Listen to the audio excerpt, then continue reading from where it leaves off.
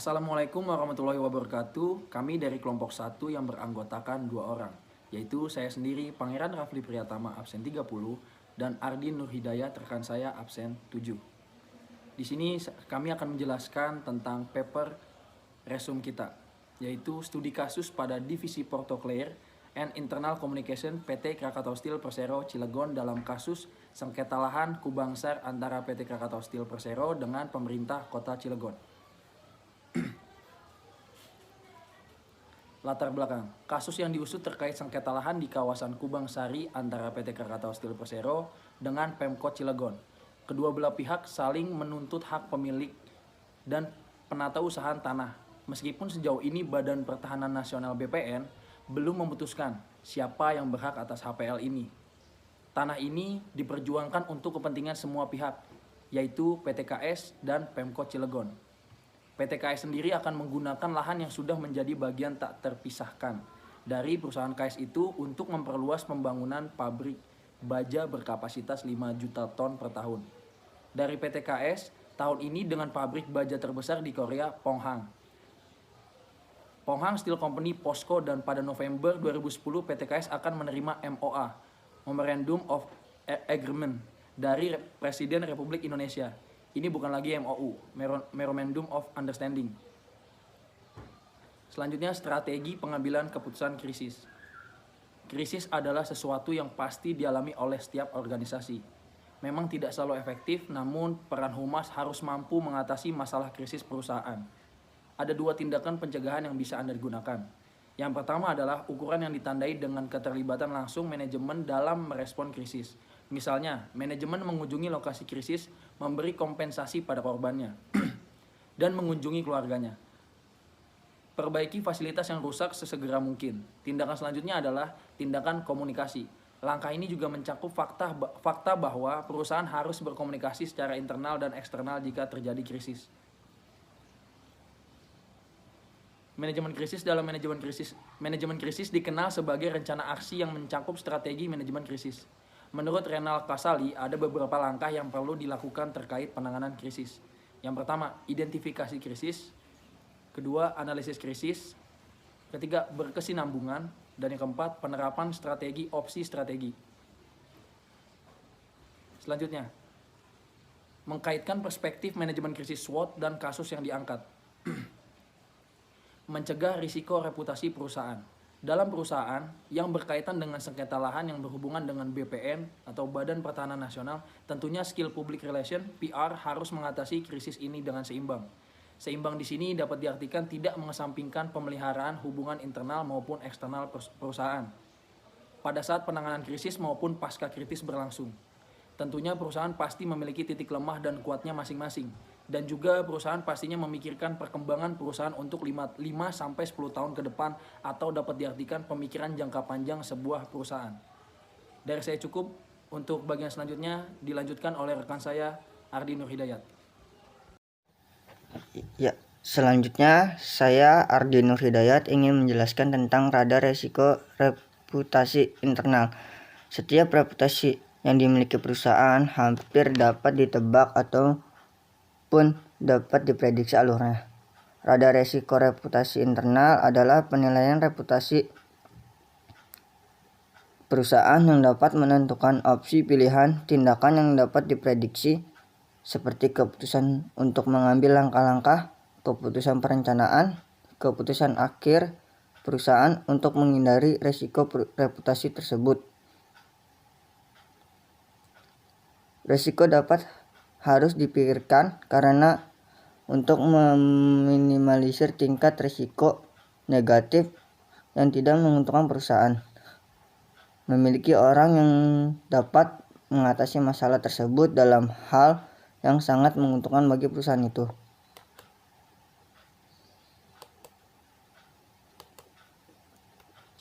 Selanjutnya, menganalisis resiko. Perencanaan pengambilan langkah-langkah atau perencanaan skenario atau risiko adalah hal yang lumrah ataupun normal dari manajemen krisis dan manajemen masalah. Hal itu juga dapat berguna bagi untuk risiko reputasi perusahaan. Setelah menebak alur atau memprediksi risiko yang akan muncul, Hal tersebut akan membantu dalam mengembangkan nilai risiko itu. Maka citra perusahaan Krakatau sebagai perusahaan tersebut yang merebut tanah milik Pemkot itu kemudian tidak mendukung pembangunan kota Cilegon di mana PT KS itu berada. Dan sebagai pihak yang senantiasa menghambat pembangunan pemerintah demi kesejahteraan rakyat pun muncul. Maka media hadir justru sebagai penyulut api dalam kasus ini, hingga citra perusahaan yang seperti itu terbangun. Melalui hal ini, PT KS mengalami krisis organisasional terkait citra perusahaan. Kemudian, selain itu, kasus sengketa lahan PT Krakatau Steel versus Pemkot Cilegon saat ini berjalan sangat alot dan menjadi salah satu masalah besar yang ada di kota Cilegon. Sehingga ini merupakan sebuah krisis bagi perusahaan perjalanan hidup PT KS, sehingga dalam penelitian ini diharapkan mampu menggambarkan peran Divisi Protocol and Internal Communication selaku bidang kehumasan PT KS dalam melaksanakan sistem manajemen krisis yang sebenarnya secara utuh dan menyeluruh. Selanjutnya, perspektif tulisan. Studi kasus pada Divisi Protocol and Internal Communication PT KS atau Krakatau Steel Persero Cilegon dalam kasus sengketa lahan Kubang Sari antara PT Krakatau Steel atau Persero di kota Cilegon dengan pemerintah kota Cilegon, bertujuan untuk menyelesaikan permasalahan yang terkait dalam sengketa lahan yang diperdebatkan. Penyelesaian kasus ini dapat membuat perusahaan-perusahaan besar juga pemerintahan yang terkait berdamai dan menemukan solusi dalam perebutan sengketa lahan yang bermasalah berkepanjangan dan membuat warga yang ikut ricuh dalam kasus tersebut.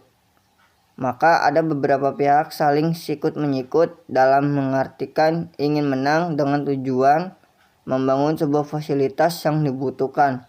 Namun hal tersebut akan berdampak buruk jika beberapa perusahaan saling sikut menyikut dan hanya memikirkan keuntungan pribadinya. Selanjutnya, hasil pembahasan. Banyak media cetak lokal Banten, khususnya di kota Cilegon, oleh pemerintah kota, sehingga PT KS juga beberapa kali merespon dengan membuat siaran pers, tetapi semua laporan berita berdeskripsikan PT KS atau PT Krakatau Steel yang cenderung mengarah ke pemerintahan kota Cilegon, tapi intensitas presentasinya sangat jauh sekali. Selain itu, media cetak, media radio elektronik juga menjadi sarana bagi kota Cilegon itu guna membangun berita Kubang Sari untuk menyebarkan publisitas. Pada PT KS atau Krakatau Steel Persero ini dibarengi dengan krisis konflik.